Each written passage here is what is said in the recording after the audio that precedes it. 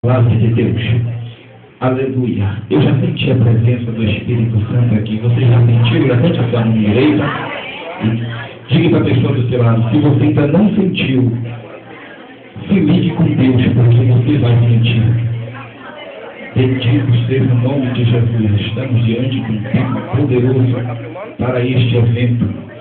Sabemos que nós trabalhamos, nos destacamos muito pelo pentecostalismo no Brasil e para a glória de Deus, 100 anos de Assembleia no Brasil. Parabéns para nós, assembleanos, para todos que aqui estão. Atos capítulo 2, versículo 4 nos diz: e todos foram cheios do Espírito Santo e começaram a falar em outras línguas, conforme o Espírito Santo lhes concedia que falassem. Ainda mais uma vez estarei contando até 3 e repetiremos a parte A deste versículo. 1, 2, 3. E todos cheios do Espírito Santo. Ainda mais uma vez. 1, 2, 3. E todos cheios do Espírito Santo.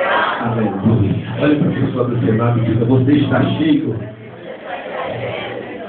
Bendito seja o nome de Jesus. Tu não está, mas vai transbordando nesta noite. Porque o Espírito Santo visitará o templo que é dele, e este templo é você. Olha para a pessoa do seu lado e diga: você é o templo e morada do Espírito Santo. Mas, irmãos, estamos aqui diante de um acontecimento verídico que acontecera na igreja primitiva, logo após Jesus ter convocado os seus discípulos no Monte das Oliveiras, e logo após ter subido.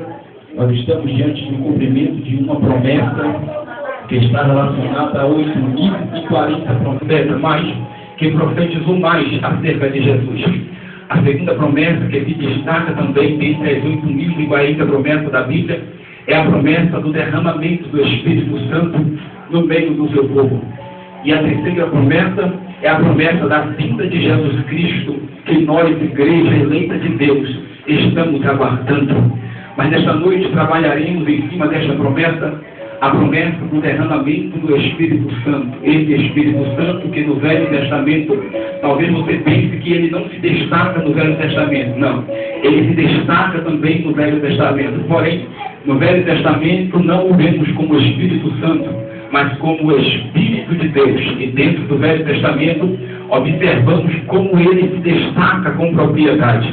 Haja visto que no livro de Gênesis, capítulo 1, quando Deus disse: haja luz e houve luz, e a terra era sem forma, era vazia, observamos que o Espírito já pairava por sobre a face das águas. Já observamos a presença real do Espírito Santo no Velho Testamento. Já começando esta mensagem, eu quero discordar de algumas pessoas que acham que esse Espírito Santo é uma força ativa ou algo imaginário da cabeça dos crentes. E quero dizer que esse Espírito Santo é uma pessoa. Paulo afirma isso e diz mais, que esse mesmo Espírito é que intercede por nós com gemidos inexprimíveis.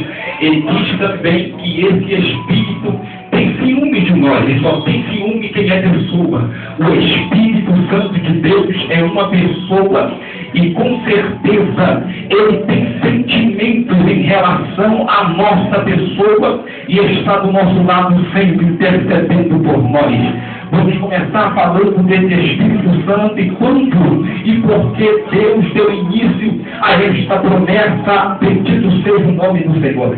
Certa feita, o povo de Israel, o povo de Deus, foram levados em cativeiro, pois o Senhor já tinha profetizado através de profetas, como por exemplo Jeremias, entre outros.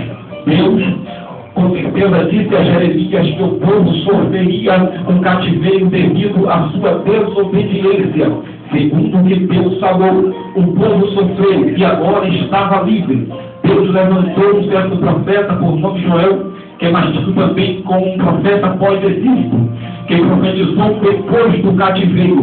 O povo estava devastado e, segundo a Bíblia, a seca tinha predominado em Israel, de sorte que gafanhotos tinham consumido toda a plantação e não se via mais o vegetal ou verde da época. O povo estava desesperado, sem sonho e desesperançoso quanto a qualquer promessa de Deus.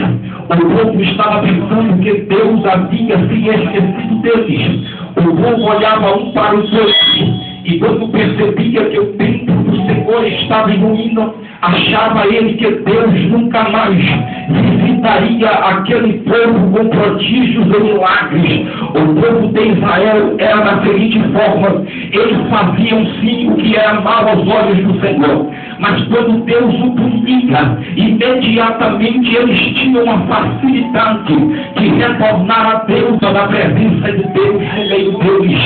Eles